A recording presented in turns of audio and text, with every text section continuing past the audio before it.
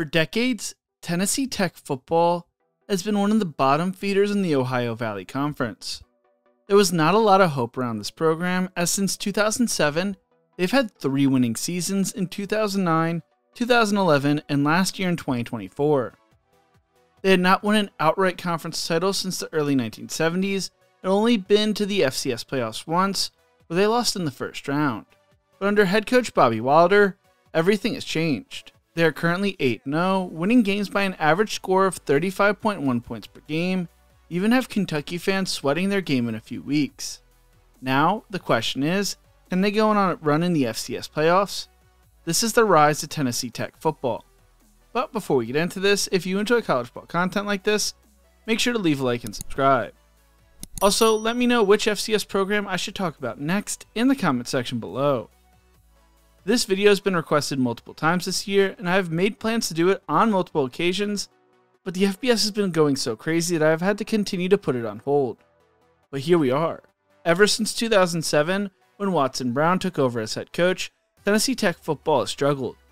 Brown would lead Tech to their first ever appearance in the FCS playoffs in 2011, where they would go on to lose in the first round, and also a share of the first conference title since 1975. But after going 42-60 with only 2 winning seasons, Brown would announce his retirement after a coaching career that dated back to the early 1970s. He would be replaced by Marcus Satterfield, who would go 6-16 overall, including a 1-10 season in 2017 that led to his firing. Satterfield had been Temple's offense coordinator under Matt Rule before the job and has since reunited with Rule. Then came Dwayne Allen. His first season would be a second straight 1-10 season in 2018, while 2019 showed a lot of promise as they finished 6-6. Things would fall apart after that, as they would never finish with more than 4 wins again, and he would be fired after a 20-43 record. The school would say in a statement, "Dwayne Alexander is a proud Tech football alum, and we thank him for all of his hard work and dedication he has poured into this program for the past 6 seasons. We truly appreciate the devotion and commitment he showed to our student athletes. We certainly wish him and his family great success in the future endeavors." The program was in a bad place and really hadn't been relevant since the 1970s, when Don Wade went 81-78-3 and led them to 2 conference titles. Wade was the last coach to leave the school with a winning record. They wanted to save the football program, they needed to hit on their next hire, and hit they did. The Golden Eagles would nail their hire to replace Alexander, though it was a man that was actually out of coaching at the time. Bobby Wilder would be named the school's next head coach, a proven program builder. Wilder played quarterback at Maine and began his coaching career as a grad assistant at Boston College.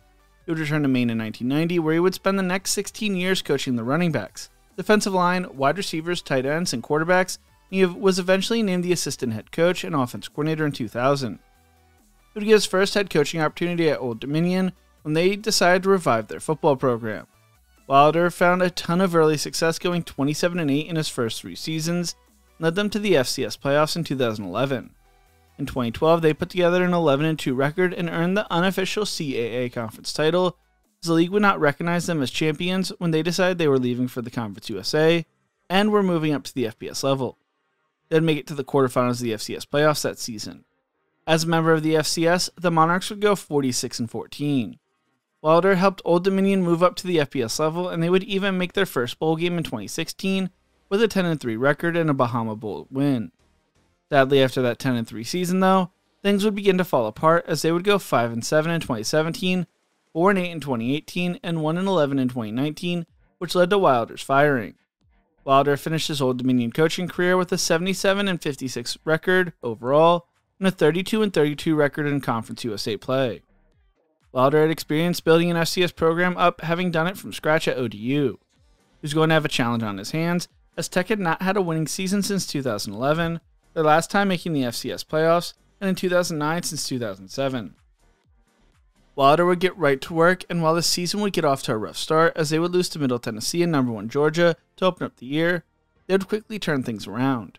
They would open up conference play with a win over Tennessee State 24-14 to get the first win under the Wilder era, and followed that up with a 52-21 win over Gardner-Webb. They would proceed to go on a 3-game losing streak, falling to South Carolina State, number 9 SEMO, and Western Illinois, but would close out the regular season on a 5-game win streak. During that 5-game win streak, they beat Charleston Southern, Lindenwood, Samford, number 18 UT Martin, and Eastern Illinois. For the first time in 13 years, or 4,749 days, they would finish the season with a winning record as they finished 7-5, won a share of the Ohio Valley Conference title for the first time since 2011. Heading into the 2025 season, there was hope around the program, but also a lot of change. The goal for the season, win their first outright conference title since Wade led them to the 1972 conference title. They returned all conference players in Tim Kutris, a defensive back, Theron Gaines, a defensive end, Aaron Swafford, a linebacker, Tramell Jones, a kick returner. Through the transfer portal, they also added all conference players and offensive lineman Drew Wilder from Eastern Illinois, and wide receiver Noah Robinson from Robert Morris. They needed to see improvement from their quarterback play if they were going to find success in 2025, after inconsistency crushed them in 2024. They added Eastern Washington transfer Kikoa Vice-Barras, as well as Texas Southern's Jace Wilson and Weber State's Richie Munoz. Vice-Barras passed for over 2,000 yards last year with 17 touchdowns and only 3 interceptions. Most notably, he led the nation in completion percentage, completing over 74% of his passes. Munoz threw for 2,500 yards and 24 touchdowns as a sophomore, while Wilson was named SWAC Newcomer of the Year in 2023. Aiden Littles and Torrin Baker looked to take over the running game along with a slew of transfers. The wide receiver room also looked stacked, and their offensive line returned 3 starters from 2024. When it came to the defensive side of the ball, Tech had one of the best in 2024 and looked to continue that in 2025. They returned 7 starters. Sports Illustrated's Timothy Rosario wrote over the summer, the Golden Eagles have the talent to expect to win another conference title, return to the FCS playoffs for the first time since 2011. There's also a lot of hope around the university as the school parted ways with their athletic director, hoping to find someone who could help take the school to the next level. Wilder spoke on the transformation of Tech, saying, "We just won in football, first winning season since the president got here, and women's soccer won. And we've got a lot of sports that are winning because the president funds this at, I believe, the highest or near highest level in the Ohio Valley Conference. I told President Oldenham that we're chasing North Dakota State, and he's trying to fund me like North Dakota State. There's a chance for real synergy with the president and our next AD. I believe the right AD can turn this opportunity into a Power 4 or Group of 5 conference AD job.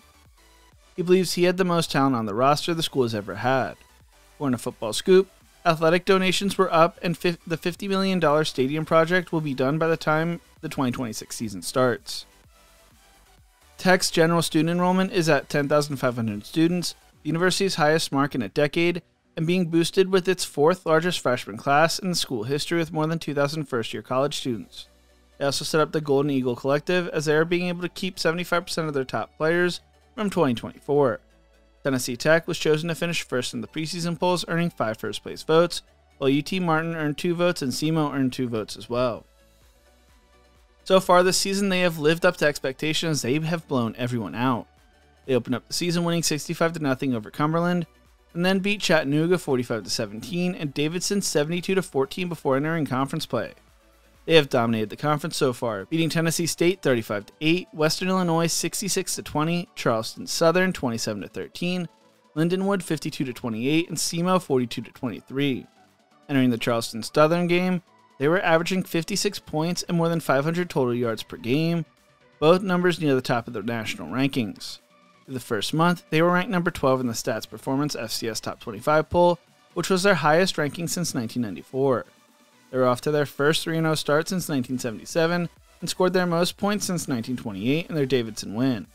They are currently ranked 8th in the FCS Coaches Poll and number 88 in Bill Connolly's SP+, which is the 4th highest ranked FCS team. The NCAA gave them the superlative most surprising team due to their dominance. The remaining schedule consists of Gardner-Webb, Eastern Illinois, Kentucky with 67 in SP+, and UT Martin. Kentucky fans are starting to get worried they may get upset by Tech. Nick Roush wrote back in the beginning of October, the Cats are only expected to be 16-point favorites, and that includes 2.5 points for home field advantage. History tells us that these games can be tricky for Kentucky, and Tennessee Tech will certainly be a tricky opponent on November 15th. They are currently outscoring opponents 404-123, which is by an average score of 50.5 to 15.4. Vice-Barras has thrown for 1,674 yards, 19 touchdowns and 3 interceptions, while Quinn has rushed for 580 yards and 4 touchdowns on the ground, and Jennings has 467 yards and 9 touchdowns on the ground.